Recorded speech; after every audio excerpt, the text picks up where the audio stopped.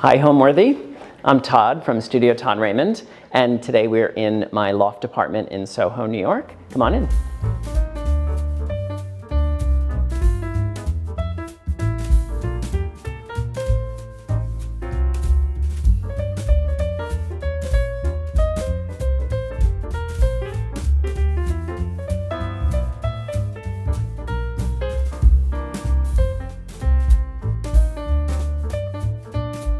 You're watching Homeworthy, where we believe every home has a story. My name is Todd Raymond. I have an interior design firm called Studio Todd Raymond, and today we are in my loft in Soho, New York. So we sort of found this apartment. We didn't actually look at too many apartments. I think we looked at 4 or 5, and this was the very first one we saw and put an offer into it. Our selling point, we walked in and it was very much a raw loft space from like the 80s, like had not been updated, had not been renovated. And what we loved most about the apartment was these sort of 7 sets of French doors that opened to a Juliet balcony. It really made us think that we were in Europe. It felt very Madrid, it felt very Paris. And we sort of took that theme and ran with it. So, there was no applied moldings, in the apartment at all. It was very much like a raw space. So we kind of brought in that old world charm with the applied moldings and sort of created our own little Europe in New York.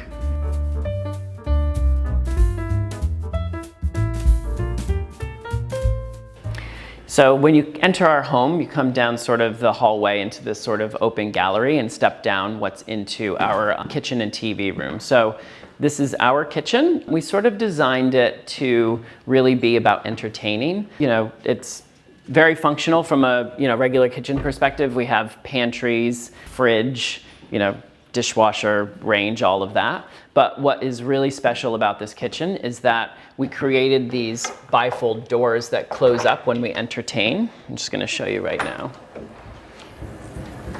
And so when we have parties, we love to be able to close these doors and actually close off the sort of guts and the ugly bits of the kitchen.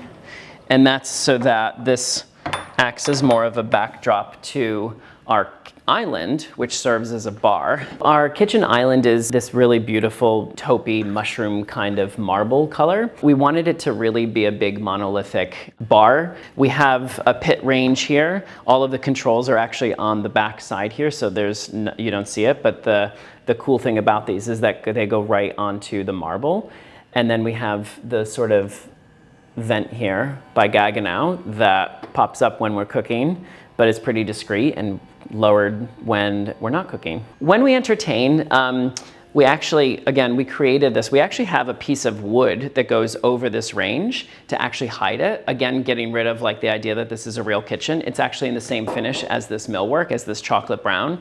So when guests come in, if we're having a really big cocktail party, for 40, 50, 60 people, we'll have a piece of wood covering this with the sort of ice buckets and whatnot, and maybe a bartender standing here, and then people can kind of come in, they can get a drink at the bar, AKA the kitchen, and then kind of meander on to the rest of the apartment and space. But I think it's really nice to entertaining tips, never serve red wine. But anything goes really. I mean, we try to always do a full bar when we entertain so that people can, have their own selection of whatever they want to drink. So we wanted to pick a dark color to really kind of step out as a statement piece. I love chocolate brown. I feel like chocolate brown for me is like black. It's a really beautiful neutral. And I think it goes with a lot of things. We specifically wanted to highlight the grain, of the wood. And we just thought that this sort of dark chocolate brown would really be a nice, rich, elegant way to elevate the space. The light fixture over the island, again, was sort of meant to act as something that's not traditionally found in a kitchen. And so we chose this pendant that sort of reads as if it might be over a dining room table, for instance.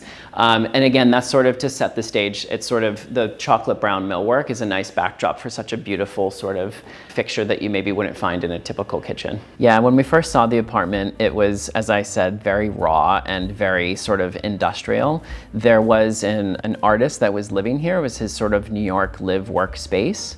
And so there was big vents going out through the transom windows to get all the fumes out of the apartment, and, you know, paint on the columns. And, you know, it was pretty much one big empty space. There was one big glass wall made of those like 1970s glass bricks that basically divided the bathroom from the living space, but there was really no doors. So it was very much like this like loft space, like very much a bed in the corner and a sofa up at the front by the windows, and it was just like very raw. We actually lived in the apartment for close to 2 years while we were figuring out what we wanted to do with it. It felt like we were going back to like college living. Like it was like we didn't have any furniture yet, and it felt like this very big echoey space that, you know, hadn't been touched since the 1980s.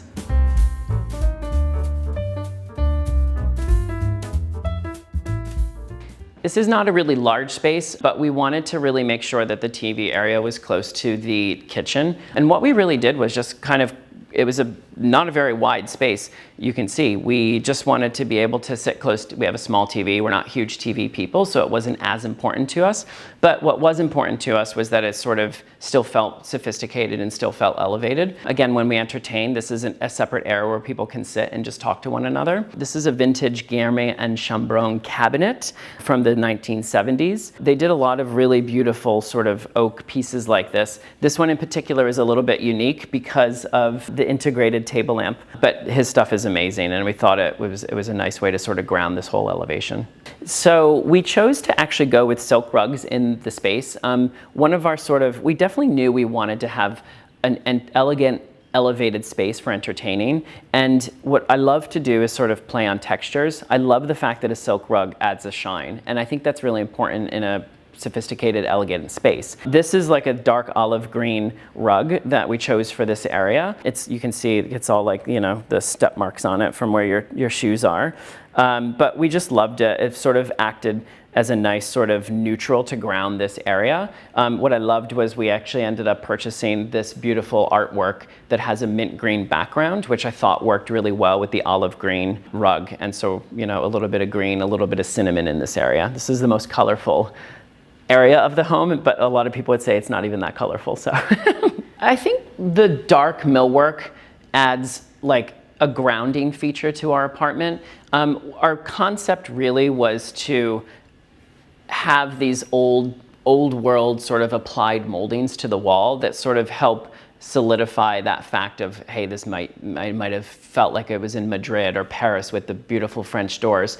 So from the exterior shell of the apartment has all these beautiful sort of more traditional elements. The more solid elements of the millwork kind of ground the middle of the apartment. So all of the dark millwork is super modern. It's super sort of sleek in contrast to the very traditional applied moldings. And the whole center of the apartment is sort of like that. So I think the dark color really helps ground the whole apartment. I think it's important to live in a space before you design it if you can. One of the things that we love about this apartment is that we face east, and so we love waking up to the sun. That's important to us. And knowing how that sun hits the space and changes throughout the day was actually really important for us to live here, to understand that. And sort of when we came to designing the layout and the materials and the finishes, we sort of took that into consideration. You know, we have a sofa here that completely faces the French doors just to capture that view. So I think it's actually important to sort of live in a space and see how you navigate around it, see what parts you like, what parts you don't like. The footprint of this apartment was very different to what it is now. As I said, it was sort of one big open space. So it was interesting to sort of carve out different rooms and try to figure out like spatially where we wanted things to be. So that was kind of fun as well.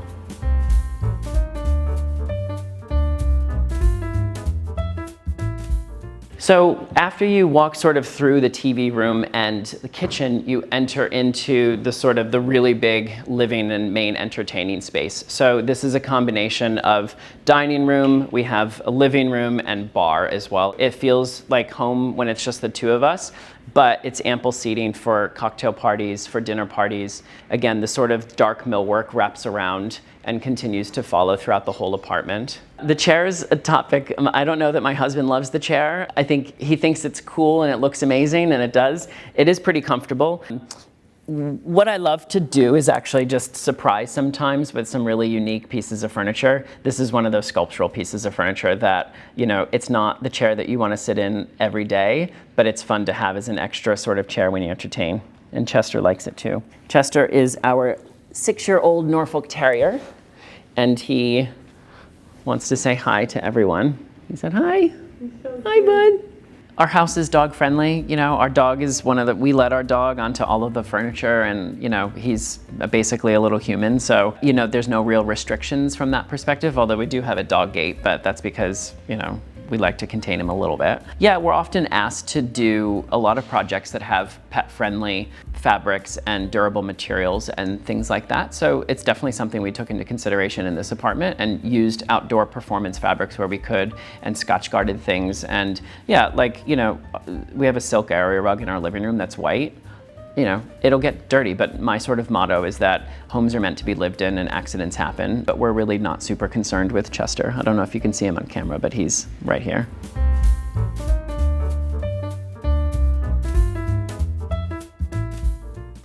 So next room is our dining room. This was the very first piece of furniture that we bought for the apartment and sat in storage for like 2 years while we were doing the renovations. But this is a table that we got from a gallery in Madrid, and it's this really cool boomerang shape made out of 2 different stones and 2 different tables that technically don't touch. There's like an 1.5 inch gap in between the tables. But ironically, what we ended up taking from this table was this whole boomerang shape that's sort of repeated throughout the apartment. It's repeated in sort of the shape of the chandelier. The boomerang shape is kind of repeated in the chair that I just got up from. There's like little boomerang, that sort of angle in the sort of stone knobs of the vintage furniture. So it's that sort of very subtle boomerang shape that we kind of actually took as a jumping off perspective for the rest of the apartment. So this piece is by a guy named Damien Gurnay. He's repped at a gallery down in Miami called A-Bar Gallery, who we buy from quite a bit. It's actually glass. It looks like metal, but it's actually molded glass, and we just absolutely love it. Chandelier is by Apparatus Studio, covered in suede. The ceramic on the table we just bought on a trip to Palm Springs. The other vintage thing is these chairs. These are vintage leather chairs from the 60s, so it's chrome and leather, and I think it really adds a nice contrast to the really modern dining table and the really modern artwork. So that boomerang motif is kind of represented in even this table and the sort of shape it is, where we have displayed not so discreetly articles where we've been featured in press and print. But one of the things that we actually really do a lot of with our firm is we really study dimensions and proportion, like any designer does, but we really hone into the details of how much space there is in between the sofa and the coffee table and how far away the chairs are from that. And I think one of the reasons I like this living room, and I think it's successfully designed, is because there's actually a lot of movement and a lot of egress and a lot of space. So when we are entertaining, we have, you know, people sitting here. My husband might be making drinks at the bar behind us, and I'm sitting over there. And there's enough space. Chester's also sitting with me. There's enough space to kind of move around, and nothing feels too cramped and too tight from that perspective. So one of the cool things that we also, again, thinking of entertaining when we were designing this apartment, when we entertain for people that we don't really know and we don't want to see what's behind here, which is our primary bedroom, we'll get to in a moment, we actually created these beautiful doors that shut very discreetly that sort of mimics the same design as the French doors. So it kind of reflects and makes it look as if the balcony outside keeps going on forever. Similarly, on this side, there's a little sort of secret millwork door that we can shut when we don't want guests that we don't know that well to sort of walk into our primary bedroom. But this shuts as well, so that this really becomes the public space and our private spaces stay private. We've had a couple big parties here. Our biggest party I think we've had was we had a pride party last year, and I think there was maybe 65 people here, which I was nervous. We hadn't ever had that many people in the apartment, but there was a lot of space. People were sitting, people were standing, people were in the bedroom. People were sort of like kind of everywhere, and it was really nice to actually have the sort of apartment come to life from that perspective. It didn't feel cramped, it didn't feel crammed, and it was a really nice sort of kinetic energy in the space. I have the viewpoint of my trajectory. My sort of goals in the industry are to really just do really good work. I feel like if that's recognized in publications, that's like an added bonus. But I really love the connection with people, and a lot of our projects come from referrals of projects that we've done for friends of friends of friends.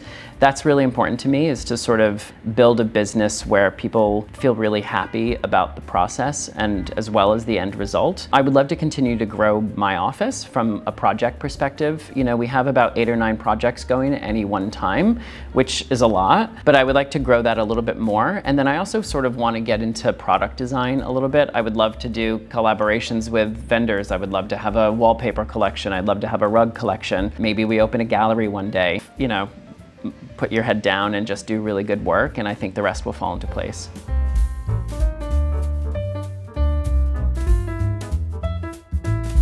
So one of the things that sold us on the apartment was these really beautiful French doors.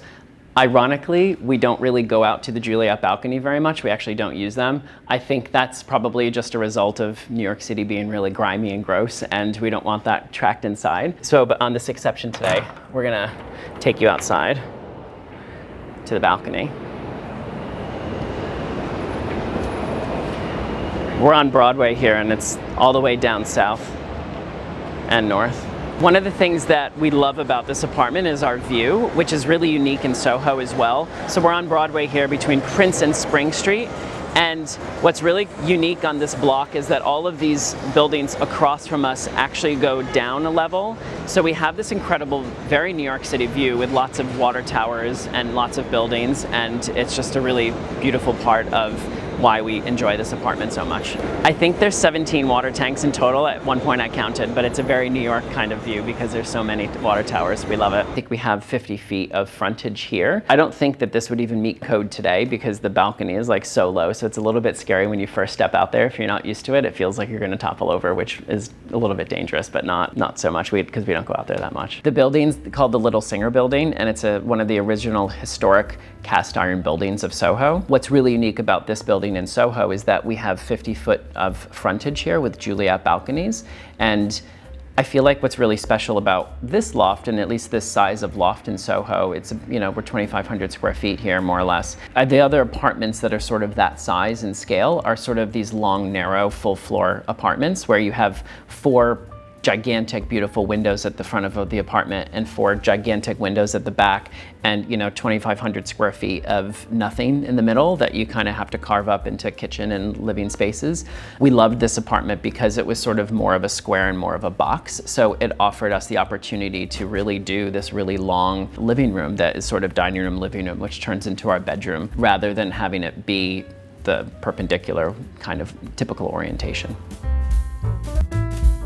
Through this door is our primary suite. It's very cocoon-like.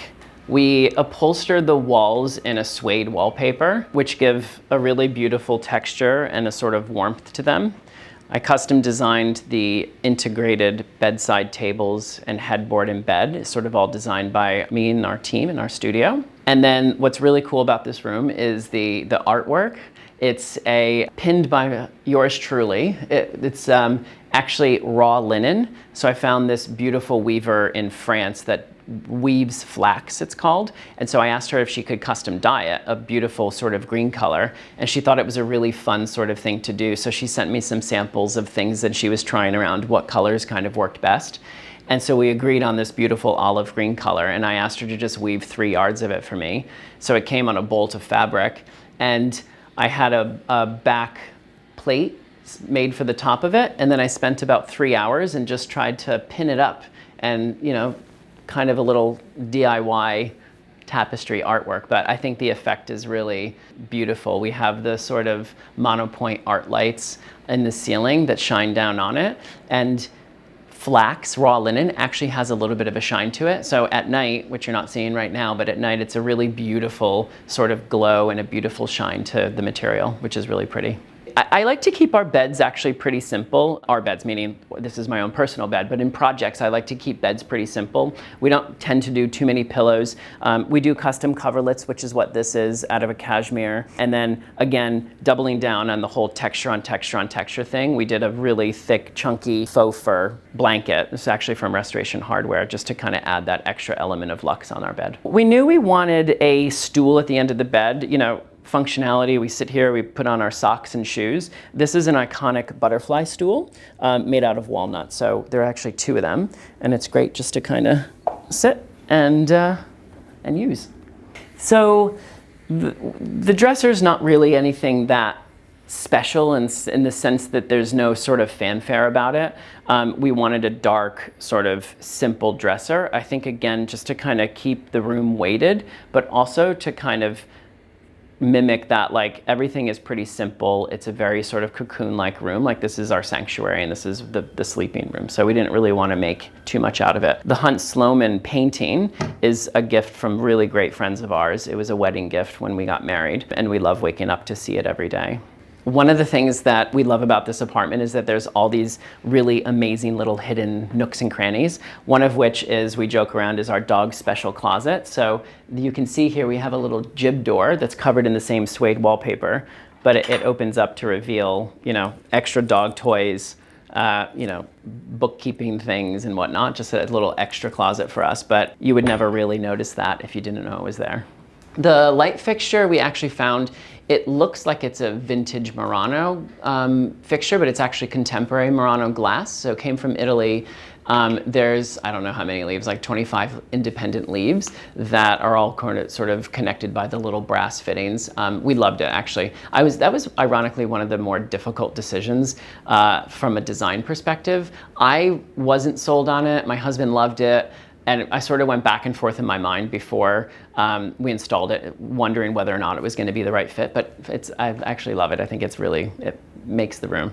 I actually came to design a little bit later in life. I had worked for many years in hospitality in New York City.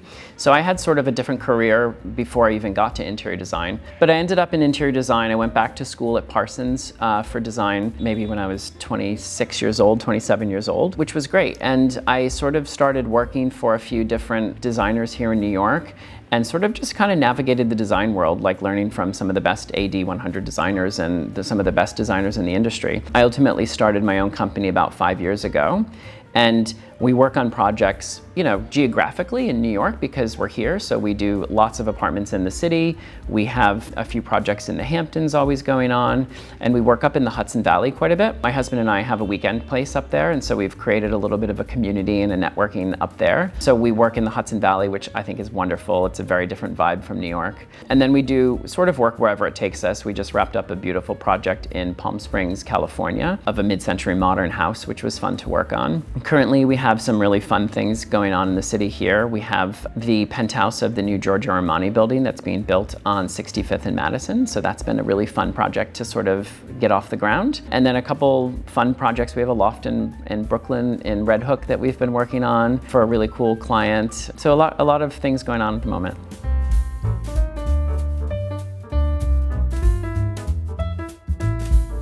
So you walk from the primary bedroom straight into our closet, which then turns into our bathroom.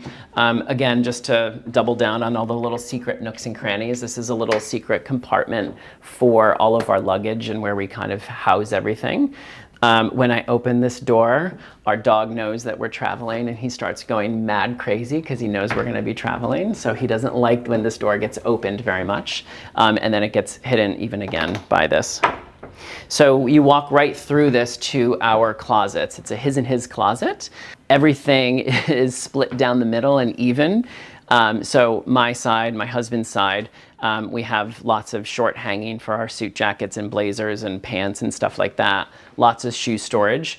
And then we even, I'll show you a little secret. We have great little jewelry drawers.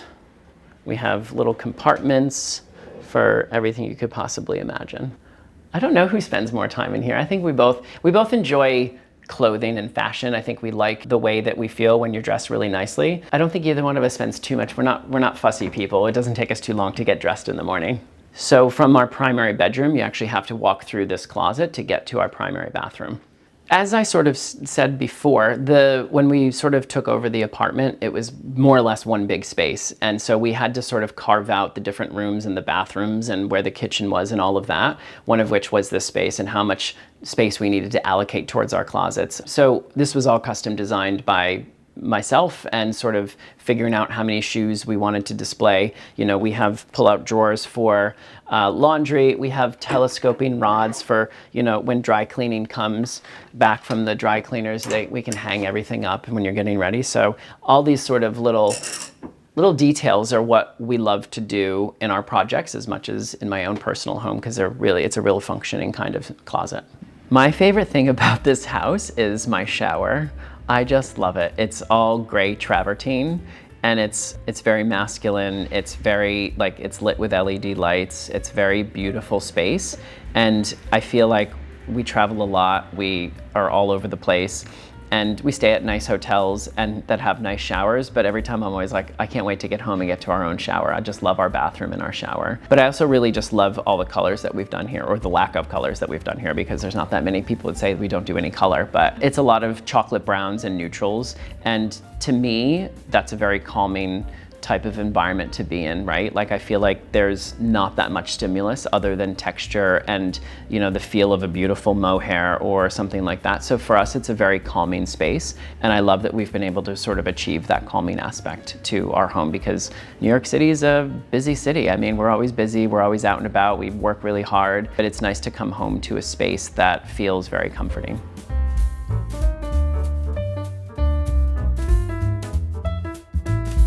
From the closet, we go straight into our primary bathroom, which is probably my favorite part of the house. So we have the water closet here.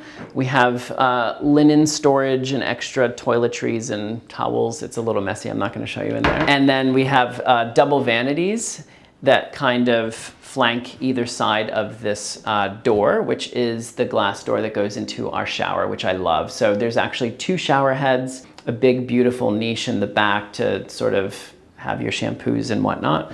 And then what I really love about the bathroom is this Slim Aarons photograph. So this actually means a lot to us. My husband and I got married on the back of a boat in Lake Como. And we got married on the back of a Riva boat, which is what's photographed here, a 1964 Riva. So we sort of saw this by Slim Aarons and sort of had to have it. And it even had the same baby blue leather that our boat had. So every time we sort of see this, it reminds me of our wedding and, you know, how special that was for us. You know, we have a big bench under the artwork for no real reason other than to just, again, sit on. We throw our clothes on here, extra towels and all that kind of stuff. And then we have a heated towel bar, which is it's just luxury. I just love it. It's nice to have a sort of a warm towel when you get out of the shower. So, you know, these are hot and they keep your towel pretty warm. We have all sort of little secret nooks and crannies. You know, one of the things that we actually do in our own projects and renovations is to make sure that vanities have electrical in the back of them to be able to, you know, have your blow dryers or anything that you want plugged in, so that you're not always like, you know, it's one of my pet peeves when you go to a hotel and you always have to plug in the, you know, the blow dryer and whatnot. So we try to think of those sort of luxury details for people when designing bathrooms, so that they don't have to, you know, it's a really easy kind of getting ready routine, I guess, in the morning. You know, we have medicine cabinets integrated into the wall. And what I think is really beautiful about, the most beautiful thing about this bathroom is the stone that we chose for the shower and vanities. It's this beautiful gray travertine. You know, it's a very masculine stone. It's a really beautiful stone. And I think it just adds that level of warmth that we love about being in this space. What's also really unique about this bathroom is we have a mirrored, what looks to be a mirrored portion of the wall, but it's actually a secret door that goes to the entryway. We actually had to have this door for egress and code purposes, but it actually works a lot. When I get up in the morning and take the dog out for his walk, I come straight from our bedroom through the closet and bathroom, straight out the front door. So this leads to our entryway. And this entryway sort of sets the tone for the whole apartment, right? From a material perspective, from a design perspective, I feel like it sort of touches all those notes. Here we have artwork, I don't know, we have terrazzo floors. It just feels very sort of like the terrazzo nods to Italy and that European feel, but in a very contemporary way. All of the dark millwork sets the tone for what you're going to see in the rest of the apartment, as well as the sort of applied moldings and the detailing there. So it sort of hits all of those architectural and design notes right here in the entryway. So one design trick that I would love to share is, I have a few. One is always picking the right color, temperature lights. You know, 2700 Kelvin is a really soft, warm light. Anything higher than that, like 3000, tends to be a bit of a cold. I think for residential spaces, 2700 is a beautiful temperature to pick.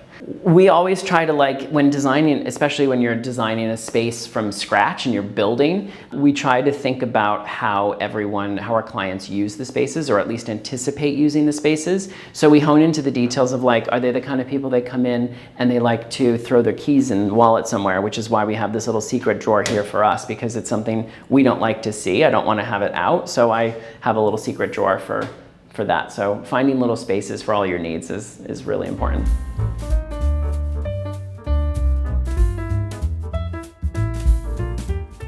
What does home mean to me? Home to me is where you're most comfortable, and it's really where you can just kick back and relax. And I think that's really fun to design spaces for not only myself, but for other people, that spaces can be multi-things, right? Like our home is meant for entertaining because we love entertaining, but at the same time, it is the most comfortable place to just kick up our feet and watch Netflix. And so I think home is where you're most comfortable. Thanks for watching. Go to homeworthy.com for exclusive content and shopping guides.